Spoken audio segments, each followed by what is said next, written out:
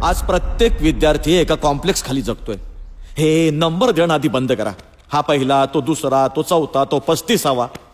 म्हणजे पहिले 5 येणारे विद्यार्थी स्वतःला श्रेष्ठ समजतात. मग काही 40वा येणारा विद्यार्थी मूर्ख आहे. तुम्हाला काय अधिकार आहे कोण श्रेष्ठ आहे ठरवण्याचा? कदाचित 40वा येणारा विद्यार्थी संगीतात श्रेष्ठ असेल, गायनात श्रेष्ठ असेल, पेंटिंग मध्ये श्रेष्ठ असेल. त्याला काही चॉईस आहे की नाही ठरवायला? तुम्ही स्पर्धा लावली आहेत मुलांमध्ये आणि मग त्यात काय पालकही सामील होत आहेत. मुलांवर दडपण आणतात. पहिल्या 5 ये, पहिल्या 10 ये. मग काय सुरू होतात classes, extra classes, coaching classes. बाजार मांडलाय तुम्ही, शिक्षणाचा बाजार. बरं एक गोष्ट मला सांगा. माझ्या एका मित्राला शिल्पकार व्हायचं होतं, पण SSC ला तो सायन्स मध्ये फेल झाला म्हणून त्याला JJ स्कूल ऑफ आर्ट्स मध्ये ऍडमिशन घेणं शक्य झालं नाही. त्यानंतरची 3 वर्ष तो सायन्स मध्ये पास होण्याकरिता आटापिटा करत राहिला. मार्च ऑक्टोबर. युजलेस नाही का हे? ज्या विषयाचा शिल्पकलेशी काही एक संबंध नाहीये, त्या विषयासाठी आयुष्याची 3 वर्ष वाया घालवली त्याने. घालवली की नाही? माझ्या मित्राला नापास ठरवण्याचा हक्क कोणी दिलाय तुम्हाला? प्रत्येक विद्यार्थ्याला त्याला आयुष्यात काय व्हायचंय हे ठरवण्याचा हक्क नको? पण राणे, प्रत्येक विद्यार्थ्यानं प्राथमिक शिक्षण घ्यायला नको? घ्यायला हवं ना, माझी काहीच हरकत नाही, घ्यायला हवं.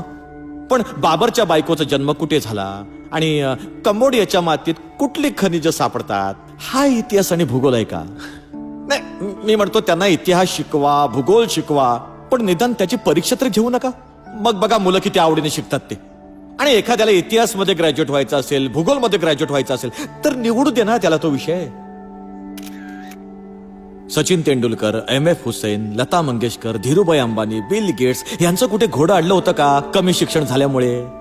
साहेब, पण त्या आज मोठे आहेत कारण त्यांना त्यांच्या आवडीच्या क्षेत्रात काहीतरी करून दाखवण्याची संधी मिळाली.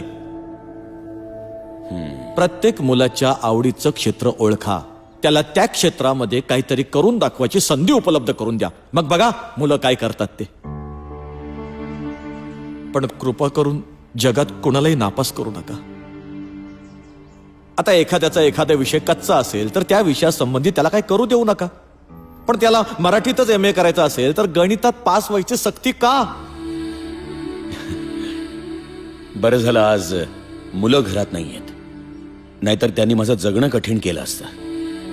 कारण तुम्हाला पडणारे प्रश्न त्यांना नेहमीच पडत असतात. मग निदान त्यांच्यासाठी तर शिक्षण पद्धतीत बदल करा. बाहेरच्या देशात बघा कशी शिकतायत मुलं. आपण आपल्या मुलांवरचा ताण कमी करूया, त्यांना शिकण्यात आनंद वाटेल असं काहीतरी करूया.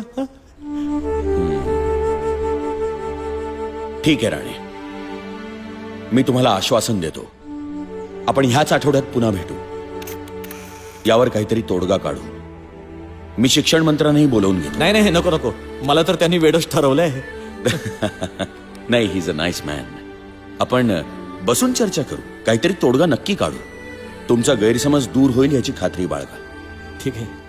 आणखीन मी काय करू शकतो तुमच्यासाठी? ते बाहेर चहाचं बोललात ते विसरलात तुम्ही.